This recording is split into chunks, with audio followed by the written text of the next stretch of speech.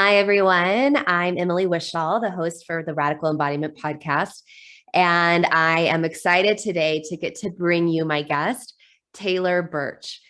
Taylor and I met recently at an Animal Flow mentorship in Greece. And I immediately just knew she was a kindred spirit and had this calling. I was like, I need to have her on the podcast. And I think that a lot of you listeners will resonate with her message, with her story, and hopefully are inspired to take some supportive action from there.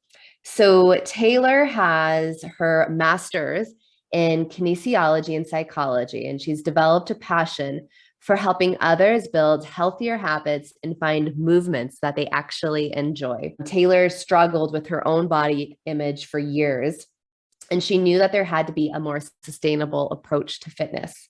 And that's why she decided to pursue her career that would not only keep her active, but also enable her to support others in avoiding the same mistakes that she had made over the years. So Taylor is a personal trainer, and as a personal trainer, she has heard countless stories from her female clients about feeling intimidated about going to the weight room or just feeling out of place. And what started out as a joke quickly evolved into an idea for a t-shirt. And since society has often blamed women's clothing for how they're treated, Taylor figured that this was the best way to deliver our message was through our clothing. So she created a brand called KFO. KFO stands for Kindly Fuck Off. So KFO was created to empower women to own their space, feel confident in their bodies, and above all, stand up for themselves. But if they don't want to say it, that's why Taylor would say it for them, for her female clients, the kindly F off. And so her clothing brand was created from there. And I hope you check it out and go ahead and check out the episode where Taylor dives into her own dramatic transformation in her own body over the years and what has shifted into a more sustainable, fun, playful, empowered approach to fitness, nutrition, and lifestyle. So enjoy the episode. Hi, everyone. Here I am with Taylor Burch. Taylor, thank you for being here and for being my guest today. Thank you so much for having me. I am excited to just dive into the conversation and your story. And I know that I just feel like your story will be inspiring for so many listeners. And so I start these conversations because I find that everyone has a little bit of their own flavor or definition of what embodiment means to them. So I'd love for you to just share with us what embodiment means to you. Well, I mean, obviously there's so many ways that you can look at that, but something that always kind of stuck with me through school, which is kind of a nerdy answer, but energy is neither created nor destroyed. It only changes form. And I think that was a light bulb moment for me, realizing, we end up carrying a lot of the trauma and stress and fatigue just in our physical bodies. A lot of it just comes from the mental ways, so there is a lot of insecurity in that disconnect, I think. I think when people don't really fully understand how that translates, just because you think something doesn't necessarily make it true. But it does come out in the way that our body, it's translated through our physical presence. So, how you feel about yourself ends up coming off in your posture, and how you stand ends up affecting how you feel. And I think that it's important to understand that to really, understand yourself and how you can kind of control that.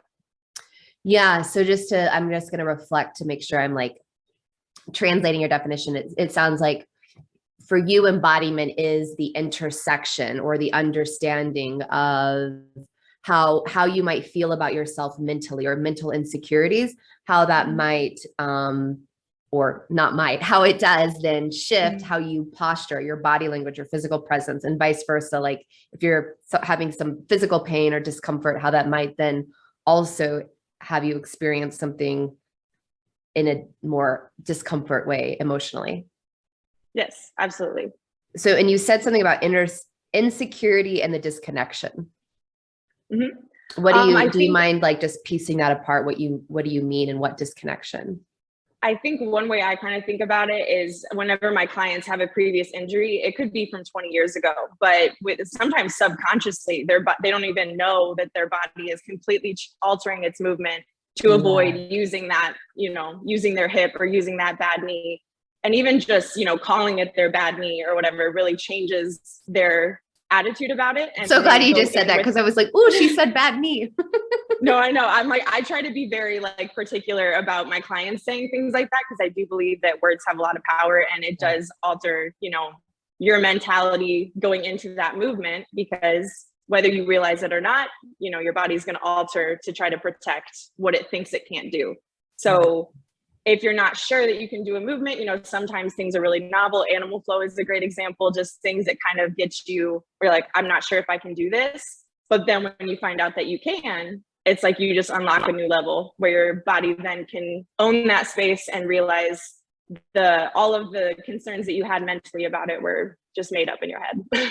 Yeah, or were maybe outdated and no longer, they served you at one point in time, maybe to the specific example you gave of the injury of maybe the 20 years ago when you were in recovery, it served you really well. And it's time to let those nerves and that wiring be retrained, that like your tissue's healed, you're okay, you're safe. So I'd like to hear for your own take. It sounds like language, like you just said, words have power. I so believe, I think language is so important, and how we language the way that we speak about our body is important. So what might you have to say or offer to somebody who is, languaging their bad knee or I had somebody come in last week and I was shocked because it's a client of mine, I know the work she does well in the world. And I was shocked the way she was languaging how she talked about her body, meaning she'd be like, oh, this effed up shoulder, and this is my blah, blah. And I was just, I took a positive breath, and I won't say her name, but I looked at her and I was like, I'm so surprised that this is how you're languaging, how you're talking about your body. But why do you see that as, or do you, it seems like you see someone calling their knee bad as problematic. I'd love to just hear your take of why words are so important to you and the power of them. Yeah. So, it's easier said than done. I still make mistakes all the time. There's no just out of habit, quote unquote, right or perfect way. It's an awareness. Right. Absolutely. But I do think that in psychology, you learn how habitual our brain is. And you even said it with, the body was originally trying to do something in a way that helped, because it's like, oh, you're injured, let me help. We got to alter some things. But the brain likes to, short circuit everything, where it's like, if we can find the easiest path from point A to point B, we're going to get used to that and always default to that. So it goes on autopilot a lot. So if you get in the habit of constantly saying, that's my bad knee, that's my bad knee, there's a lot of confirmation bias that comes into play, where your brain is going to alter its perception on things, because it starts to believe, that's our bad knee. We have to move and act as if that's our bad knee. Or, if you start to say something about yourself a lot, the way that you look at your environment is, your brain doesn't like to be wrong. So it's going to look at things that confirm that it is right about that thought. And so there's a lot that just intertwines with, your body wanting to, or your mind wanting to stay on autopilot and not really have a lot of conflicting thoughts going on at once. So, there's your mind's physical presence is in your words. So that's how it translates. So if you're constantly in the habit of saying something, it's going to start to become more and more true. Yes. I love how you, thank you for just spelling that out for us. So I'd love for you, I know you've had quite of your own physical journey in your body and evolution and transformation. And I'm imagining too, it has to do with even just what you're talking about, confirmation bias, and maybe the way that you have spoken to yourself, about your body has shifted through the years. Do you mind just sharing from the beginning, like your own journey and transformation in your physical body? Well, my family has always kind of struggled with obesity, and I picked up a lot of those habits from a very early age. I just didn't know any different. And I also, just being around, on holidays and stuff, it's like everybody eats that way, so you eat that way, and you just don't really know anything different. Yeah. So I also, picked up on a lot of those insecurities and just how they had kind of put themselves in a box with, not a lot of athletes in the family, and that type of mentality of just being like, we are not existing in that world. Like that's a separate thing. So I never really thought of myself as an athlete. I kind of let that leak into, you know, how much I'm actually very competitive by nature. So I would kind of still sit on the sidelines for a lot of things, even though that actually is a big part of my personality and something I always loved watching sports. I always wanted to participate, but I just thought that that was kind of outside, you know, just something that wasn't available or in my wheelhouse. So, and I think, you know, that's where a lot of insecurities came from, of just being like, the way that I viewed myself did not match my personality or how I wanted to be present. So so I struggled with that for years, a lot of body dysmorphia in that way. And then I finally kind of started getting fed up with it. Around my sophomore year, I just was like, sophomore year of high school or college? Sophomore year of high school. Yeah. I was still too afraid to really ask for help. So I started in my parents' basement. They had a punching bag, a bench press, and a treadmill. And so I just kind of started running, started boxing, anything that I remember cutting out magazines, like the little like workout things that they would put in magazines, and I would like hang them in my closet so that I could like use them as reference. But I definitely was too afraid to ask for help, and definitely too afraid to go to the gym, just out of fear of, you know, people being like, oh, she doesn't belong here. Like, who does she think she is? So I spent a lot of years doing it in a lot of like the long way of just really not knowing how to balance that or what I was doing at all. I did start. And I'm going to have you just pull apart exactly what you mean by that. You said it doing the wrong way. What was it that you were doing? Really, like not the working wrong out, way, eating, like can you be be a little bit more specific, if you don't mind. I would say it wasn't wrong. It was just like the long way. Okay. Sorry. So so not really having like a consistent idea of, you know, like there's obviously no programming in mind of just, I would just go down there and kind of mess around with stuff. And then also just being very inconsistent with it. And then definitely it took me with the exercising and the working out. Yeah. Right. And then it took me a while to match the nutrition side of it too, because in my mind, especially, you know, this was like 15 to 18 years ago. That was crazy to place that. But back then it was still very much like restrictive and diet culture, whereas just like all I really knew was that I wasn't supposed to be eating. So I didn't think of food as fuel. I thought of it as me just like doing, you know, that way and doing something wrong of, oh, okay, if I'm eating, like I'm disobeying what I should be doing. So then it became, you know, obsessively restrictive and just kind of like going back and forth between those things of overindulging and then feeling guilty and then being too restrictive and trying to compensate with exercise. That's good. And this is through, because you had quite a weight loss journey. Was that in your sophomore year? Was that after? Was it the sophomore year that was kind of the start of it?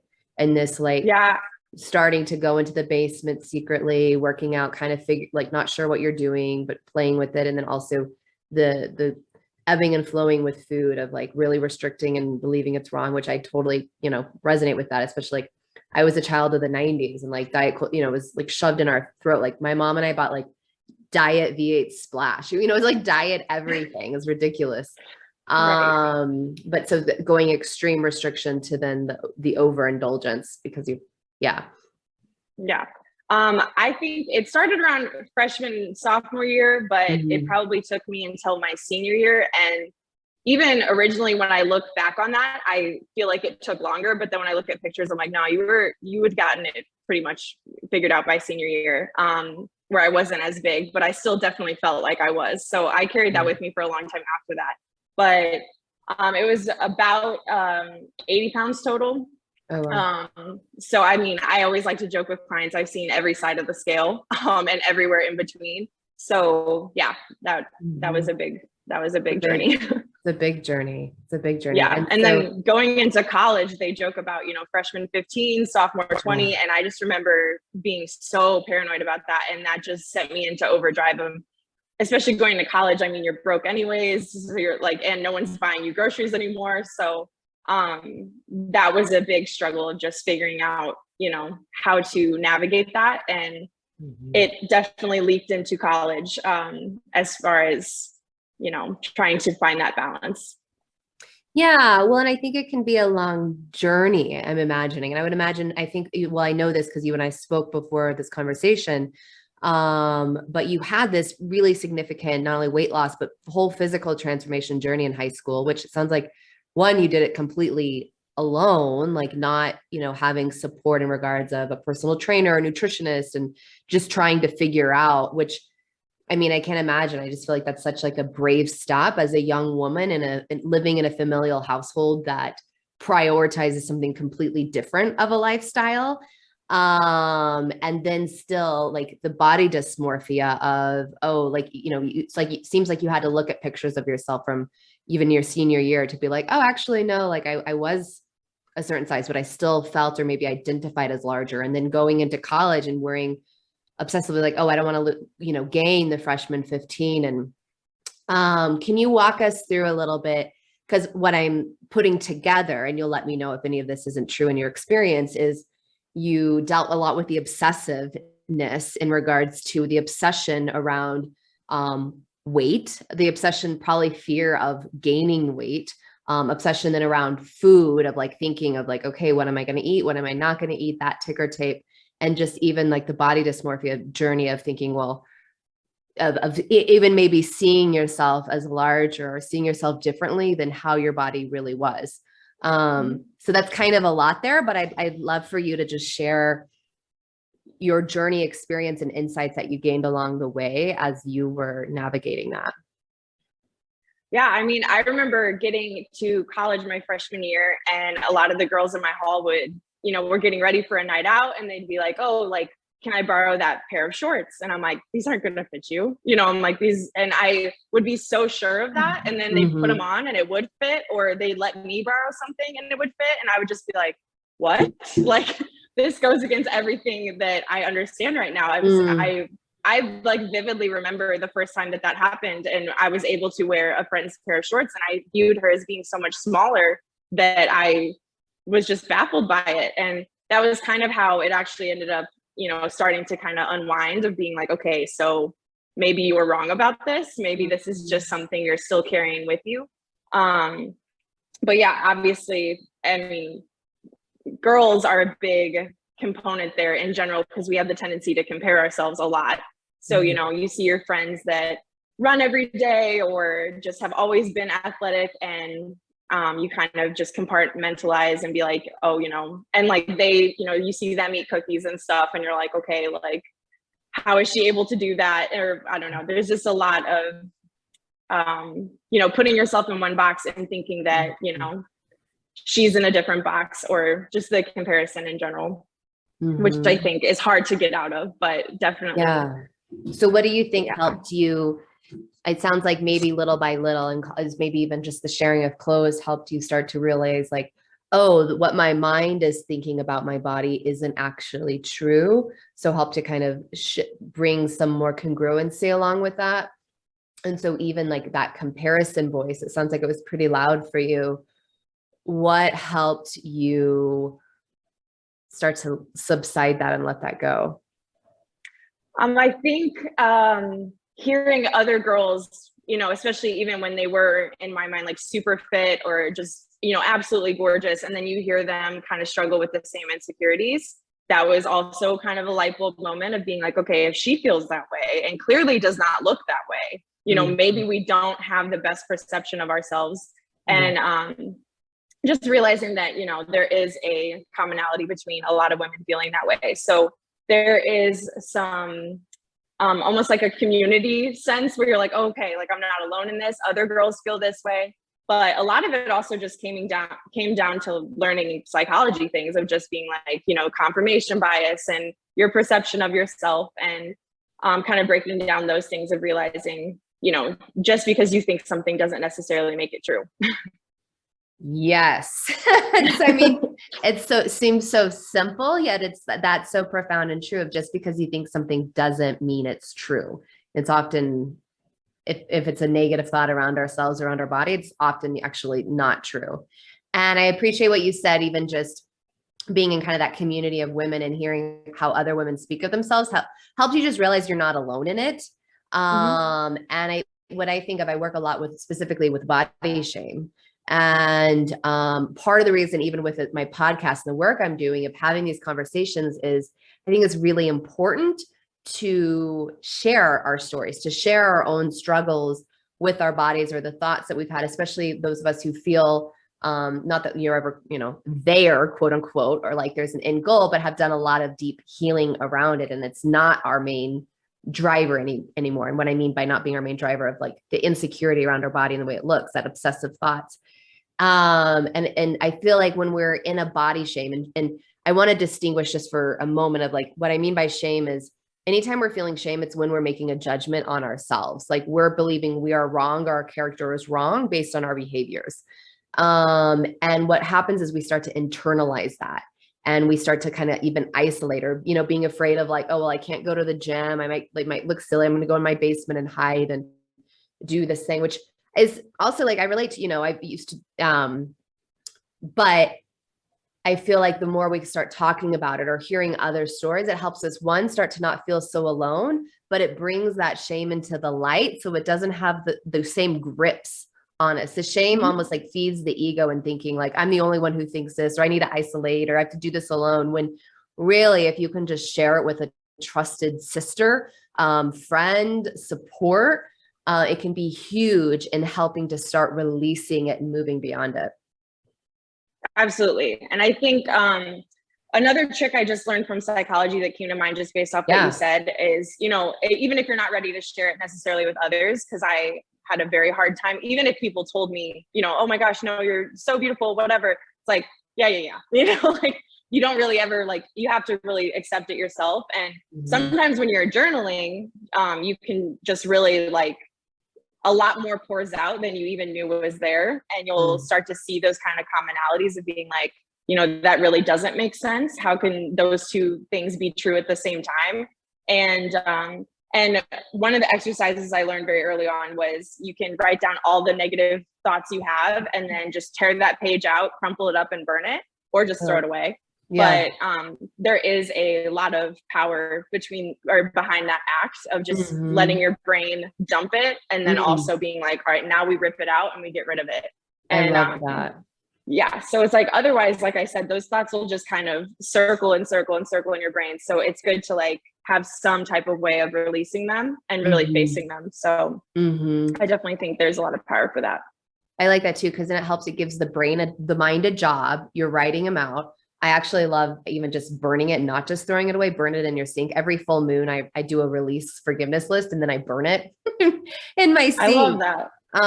It's been a really profound practice, but I believe in the importance of putting things into paper, and then so then it's just not so like exactly what you said. Your brain isn't just overpowering you. I'm curious of why do you think, and this isn't a kind of a big, I'm sure there's lots of reasons for this question, but why do you think that you were so uncomfortable in your body? I think, there probably are a lot of things. In some ways, generational things that were passed down, which to no fault of their own, obviously, my mom and her mom, and just, they did not obviously do that intentionally at all, but seeing their insecurities with themselves, it's very easy to be like, oh, this is just how we feel about ourselves. Like, how her self-talk translated and stuff. I think you pick up on a lot of things, just monkey see, monkey do. It's just like who you're surrounded by. So I think that was a lot of it. And just obviously picking up on, other people in the family too. But then, and then going through things like puberty and everything, where you're just like, there's a lot that just kind of layers on. And since a lot of this is when I went through at a young age, I think it was very easily carried through. And like I said, feeling like I fit in a certain box and just keeping myself in that box. There was a self-narrative there that I just, I carried on for years. But I do think, like I said, I had a tendency to be a wallflower more, where since I didn't think, I don't fit into that, I'm just going to sit back. I think I I knew that that wasn't what I wanted to do. So, you know, you just kind of reinforce that and don't feel like you're fully present or fully being yourself. So it's just like a vicious cycle where you just continue to do that. So yeah, and I think, I mean, I gave you the example the other day where, you know, when you're little, like you play a lot more. So you do jumping jacks, you run around the playground. So you're more confident in like what your body can do because you're exploring through movement. Yeah. And as you get older, you know, you start to do that less and less. So that insecurity kind of builds where you're like, well, I don't actually know if I can jump from here to there. Or so you tend to restrict yourself from participating in activities unless you're absolutely sure you can do them. But whenever you move more, you start to unlock all those different levels of being like, no, I definitely can do that. Or I can definitely pull my body weight up or push it off the ground or whatever it is. So I think, just because I was restricting myself so much, you know, I just did not feel confident in my presence in almost any scenario. So it fed into itself a lot. Yeah. And it sounds like for you, in helping to unwind that tape and give yourself more permission to express and to really to trust. It feels like it's like you really learned in your story. What I'm like pulling apart from is like this deeper level of trust for yourself and trust for your body. But it sounds like it really started through movement and through starting to feel your physicality, starting to build strength in your physical body. Oh, absolutely. And then even just bringing you know, I've studied a lot of psychology, so bringing that into it. And you and I met, you know, from Animal Flow. And I know Animal Flow has been a significant part of your journey the last 3 years. I'd love to hear, and for anyone who doesn't know what Animal Flow is, brief. Well, I'll let Taylor share it actually, because I've shared it on my podcast before. I love how you would describe what Animal Flow is. But before you maybe even go into that, if you could build a little bit of the picture for, you know, where you were in your own journey with yourself and your body. I know when we spoke before recording, you shared you were really fixated on like kind of being obsessed with body aesthetic and having that maybe be a big motivation factor for workouts and routines. So let's start with that, and then we'll get into Animal Flow. And the reason I'm shifting into Animal Flow is just when you even started speaking about play and childhood of, I think it's a movement that just evokes more play and how important that is. But so, yeah, do you mind sharing just this obsession that you had with body aesthetic, and when maybe that started taking on and your navigation through that? Yeah. So, I mean, I studied all of this in college. So you would think, you know, I should have come out of that already knowing a lot of these things. And even though I did know them, putting them into practice was totally textbook different. knowing and experiential knowing, sister. I know. We have, Taylor and I have basically the same bachelor's degree. And I remember like the months before my college graduation and in the degrees in exercise science. And I was like, I felt like a fraud because I felt like I was pudgy or chubby. And I was like obsessed with going to the gym twice a day and trying to restrict food so that my arms could look a certain way at my college graduation, because I was like, I want to look like the ideal exercise science graduate. And it's just so interesting and fascinating how our minds get these hooks and these loops. And yeah, so imposter syndrome is very real. And even with the degree behind you, it's crazy to see how much that's still very prevalent, where you can be like, people are gonna know that I don't belong. We're deeply conditioned to think that the ideal woman's body looks a certain way, and that's how we're going to get approval and acceptance. And then to put on another layer of, okay, this is exercise science is my major, and what our brains, you know, from their confirmation bias, what they've decided that we should look like from our conditioning. Totally. Right. It's all just a vicious cycle. But yeah, I came out of college and I know I mentioned it to you, but at the time I was debating if I wanted to go into physical therapy still and continue my schooling, but I kind of wanted to just take a little bit of a break and explore some different routes. And when I first was suggested personal training, I was like, there is no way that they're going to listen to me. Like, why would they listen to me? I was a fat kid. Like no one will, they want to work with the bodybuilder, like the person that clearly knows what they're doing. And someone was like, 100%, that's why you should do it. They like, that is why people would want to listen to you, because you empathize with that. So I ended up doing it and falling in love with it. And I think that also was a big part, you know, when we talked about just hearing other people kind of go through those struggles, and that helps my own healing journey of helping them walk through it, of just being like, I totally understand feeling that way, but it's not true. You are capable of more than you think you are. And then that, you know, having to use my words like that every day just kind of helped reinforce that for myself, of being like, those thoughts are normal, but also something that doesn't necessarily have to be true, and something you're just kind of labeling yourself as. And yeah, so I continued with personal training, but still, you know, a lot of the people I worked with were bodybuilders and stuff. So I remember wanting to compete, but also just knowing like I had struggled with body dysmorphia for so long that I was like, I don't know if I'm ready to, especially, you know, being critiqued for your body image. I was like, this isn't the right time for me to like go on stage and compete. But that's also, you know, what I was surrounded by. So that was one of the only real like measurements that I like knew of, was just the aesthetic look of how, you know, how your body looked. And that being like the criteria that made you quality trainer or whatever. And then I remember first seeing a video of Animal Flow in like, I think it was 2018, or yeah, it should have been like end of 2018. And just being like, I have no idea what that is, but I was in the process of just trying to learn as much as I could. And partially because of that insecurity and imposter syndrome of being like, I don't belong here, people are going to know. So I just kind of collected certifications just as a way to like feel like I belonged and feel like I really knew what I was talking about. And then, so I kind of just did Animal Flow for fun. And then when I got there, I was like, this is really cool. And something that's just so out of the box of what, you know, the traditional, just doing bicep curls and squats and training like a bodybuilder. And it was such a more functional type of strength. And also, I mean, I was never a dancer. I was never, definitely, that's completely outside of my comfort zone. And then even just little ways that Animal Flow is like, okay, you four are going to put together a flow and then perform it. I remember having so much anxiety about that the first few times I did it.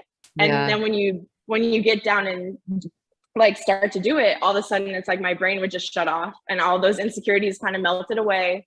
And that was, I mean, when I talk about levels being unlocked, that was a pivotal one of just being like, that is a situation I never thought I would survive.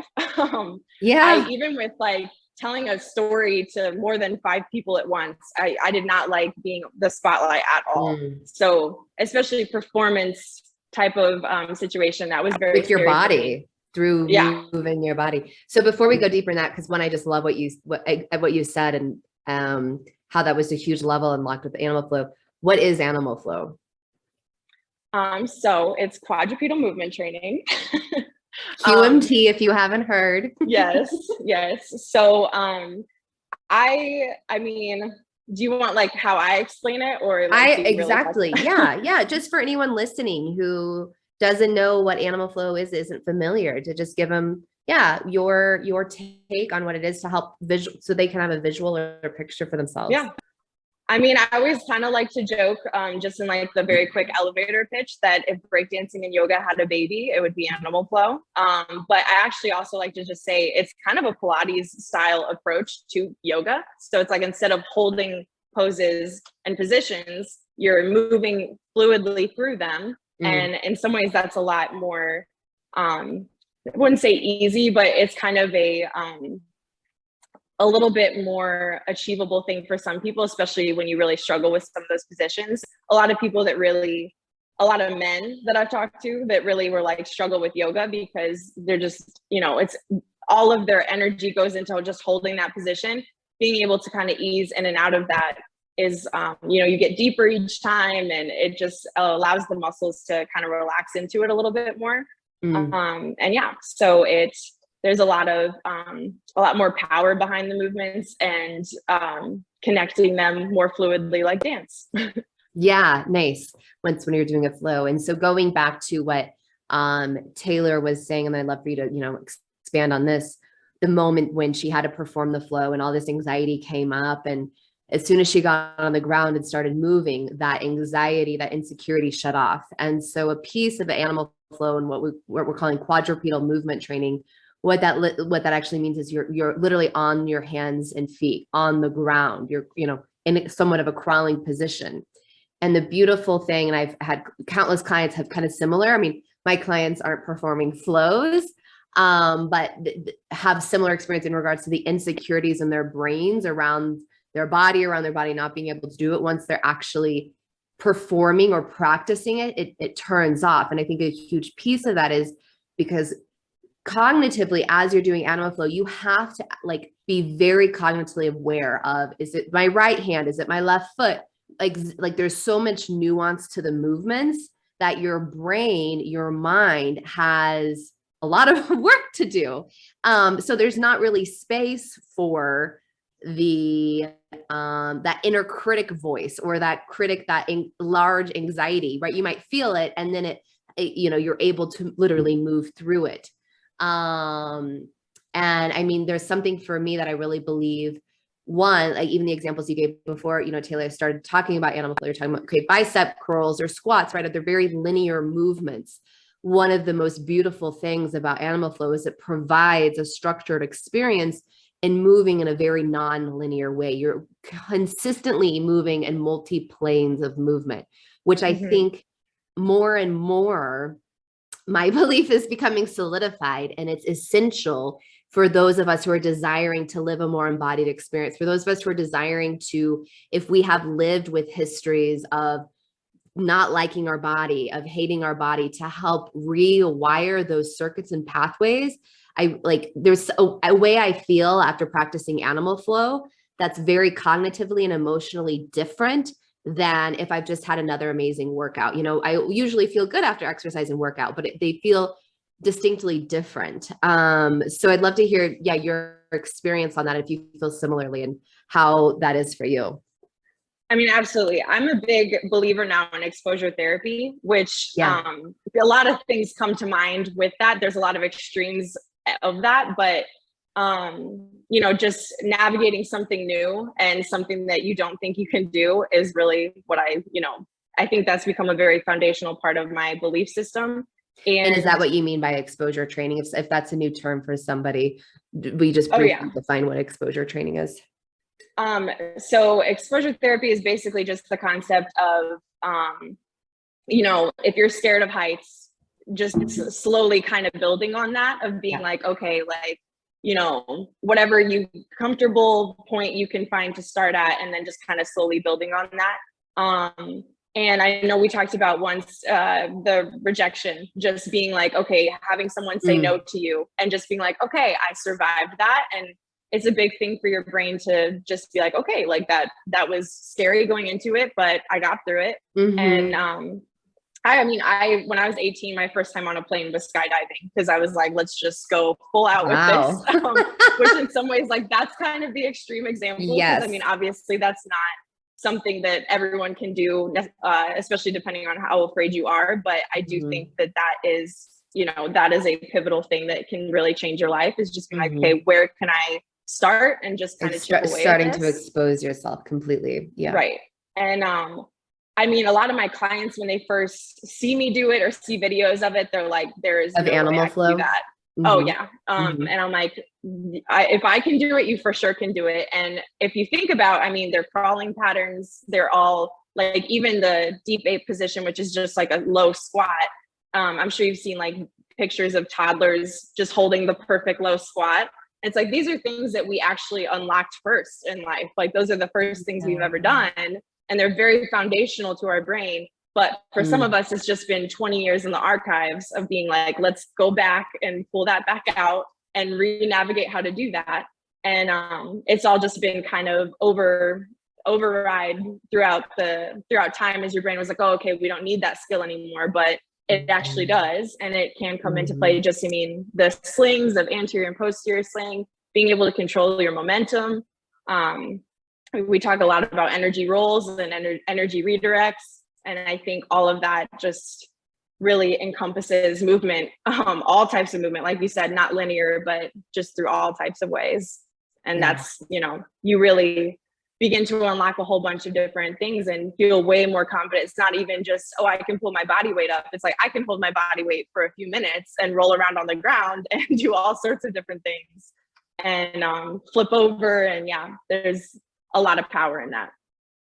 And do you find for yourself, as you are unlocking more potential in your movement through your practice of animal flow, does that have a direct correlation into how you experience yourself in other situations? Meaning, like, does it help unlock more of your potential, not just in movement, but in your confidence and in your self as a woman, as a business owner?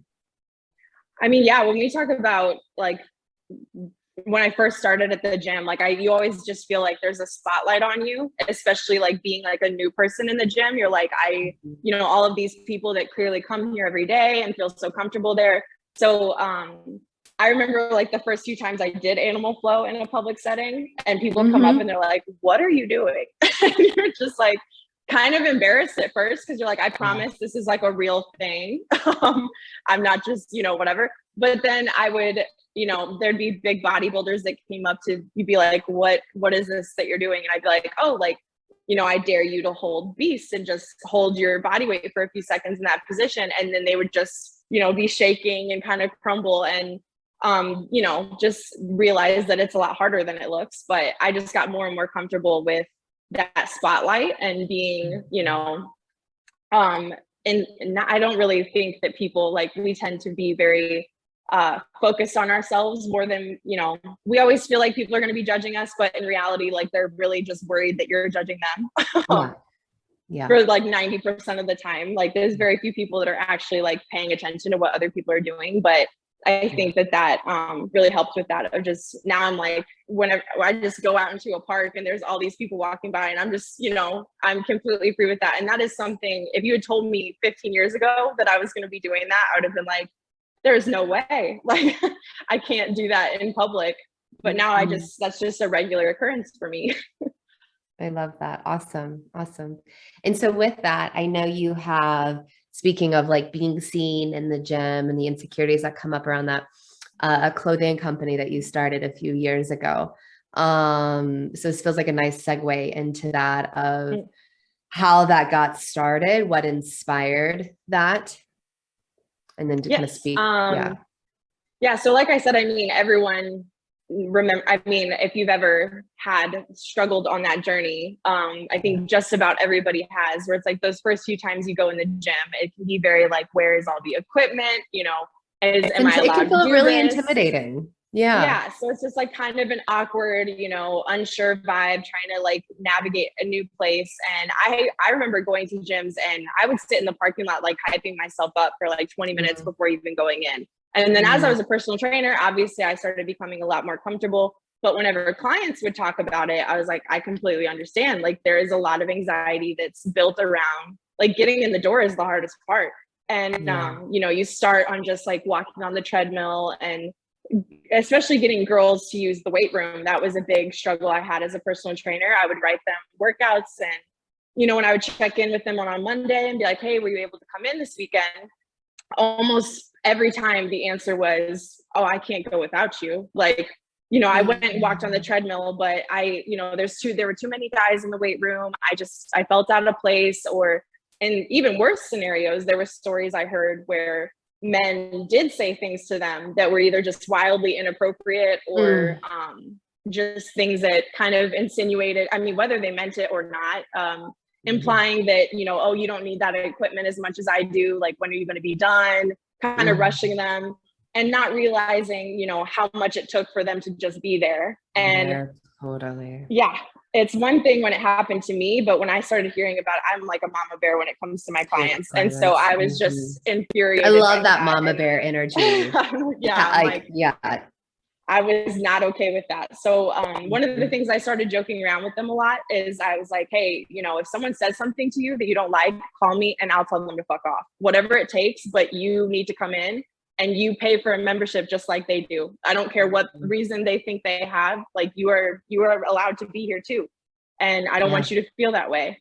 So after saying it so many times, one of my clients was like, hey, like, you should put that on a t-shirt. And I was like, that's a really good idea. Especially, you know, I also like to contribute it to the fact that society has often blamed women's clothing for how they're treated. Because I mean, even when I first suggested the idea to my parents, my mom was like, Taylor, like, some girls wear crop tops, like sometimes they're wearing makeup, you know, maybe they want the attention, like, you don't know. And I was like, that is the problem, is the idea that just because she looks good, she must be asking for it. And so that just kind of solidified it in my mind. Just because she smiles at you, or like looks at Yeah, you, says hello, she's like, no, actually. right. And I'm like, that is not fair that women have to be so controlled with our behavior or how we look, because then it's like, oh, you know, there's a lot of guilt with that. And it's like, if I'm wearing short shorts and a guy hits on me, I like think it's my fault. Or like, you know, if he says something creepy and I'm like, oh, it's my fault for wearing shorts. And that really should not be the case. And I mean, sometimes people come from work and it's like their hair's done and makeup's done because they were at work. It's not for other people's attention, and she should be able to wear whatever she wants without that being you know, assumed. And then even further than that, just, I mean, I had a lot of people assume it was just being hit on, which is a very, very small chunk of the type of stories I heard. A lot of them were just you know, saying and doing things that I don't think would ever be done to another man in the gym, especially like, you know, rushing them off equipment and stuff. I remember being on a squat rack and I had just gotten there and the bodybuilder next to me had been on there for at least an hour, and he's just like sitting there on his phone, and I'd be approached like 5 times in between sets, just being like, oh, like, when are you going to be done? And I was like, why aren't you asking him? Why is it me that has to? They didn't ask him. No, they will never interrupt like another guy's workout to, like, you know, but they're always insinuating that I should be done and I should be rushing off. And I'm like, you know, I'm on my first or second set. He's on his like 7th. Like, in the grand scheme of things, that's very disproportionate. Yeah.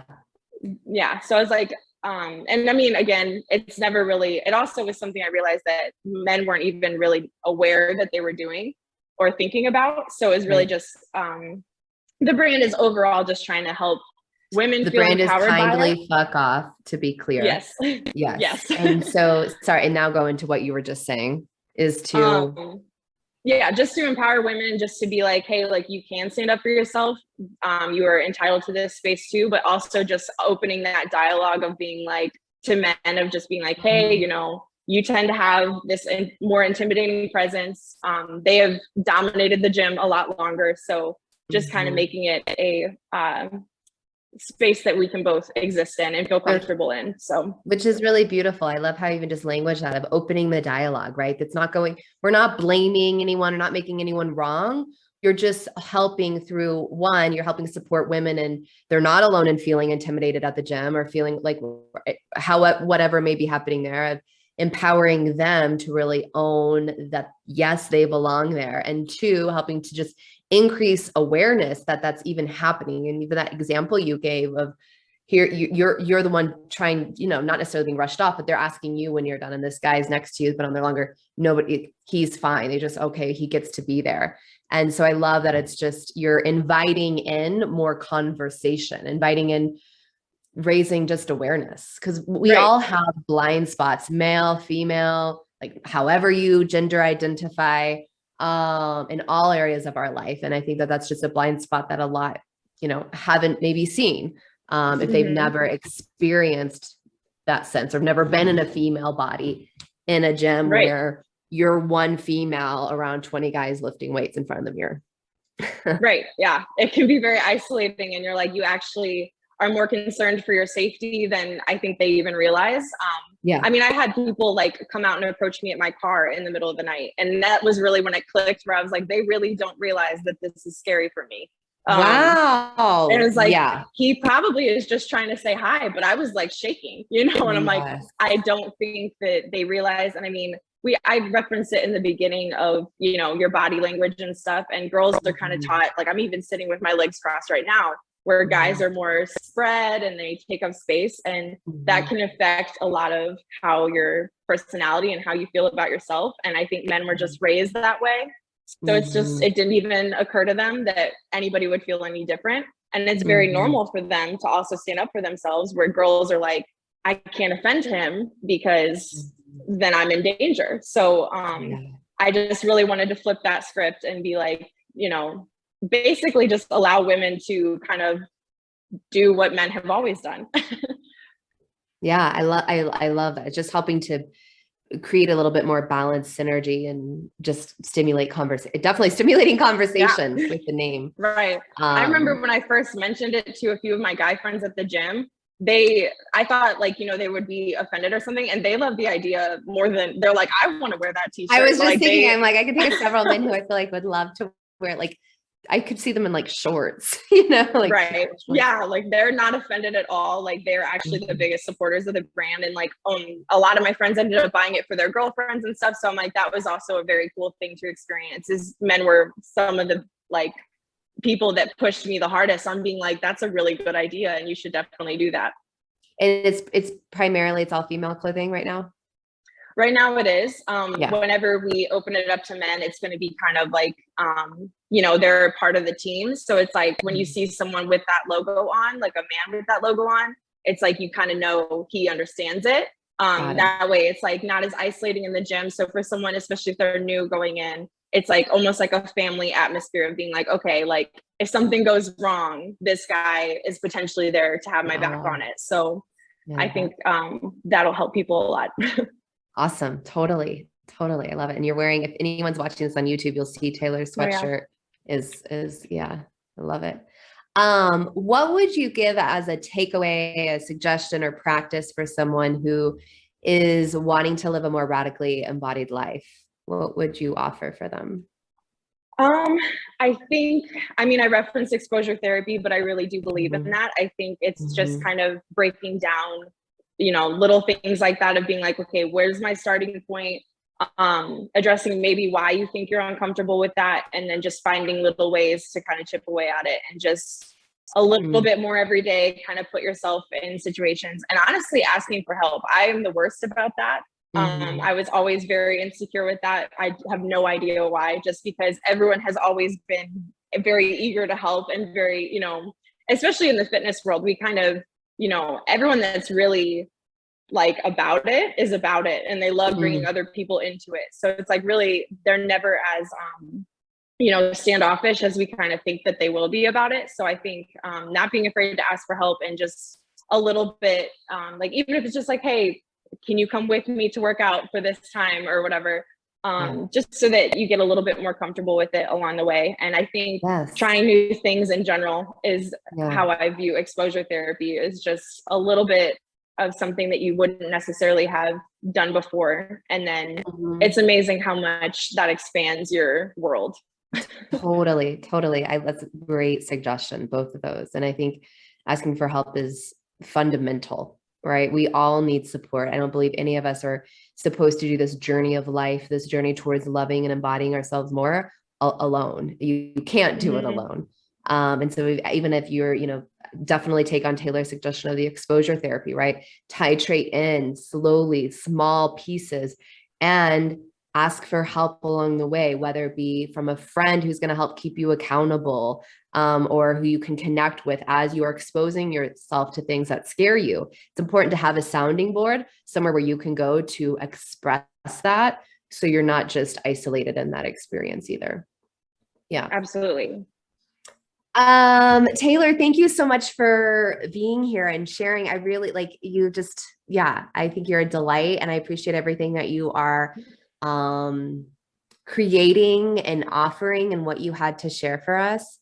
How can somebody find out more about your work, about your clothing line? Where can people find out more? So I have, you know, Instagram, TikTok, Facebook, all of them. But the website for Kindly Fuck Off is kfobrand.com. And then I also made brand.com. Okay. Yeah. And then I also made a discount code for you / your listeners. I made it Rad Bodies. Rad Bodies. Yeah. Just because I love that. Yeah. I was like, you know, because we all have rad bodies. We do. Thank you. Yeah. But yeah, so that's where you can find us. Awesome. Thanks for the discount code. And all of that will be linked in the show notes. So definitely check out Taylor. I was in any social media outlet. I think Instagram's a great spot. You could check out a personal page, the KFO page, and check out the clothing and use that discount code. That's so nice. Yeah. Yeah. Awesome. Thank you everyone for tuning in, for listening. And I hope that this inspired you to, for the next week, try one little thing that you've been scared of, but is a goal or something that you want to experience of more, to just start little by little, exposing yourself to it every day and making sure you have help and support along the way. So take care and thanks for tuning in.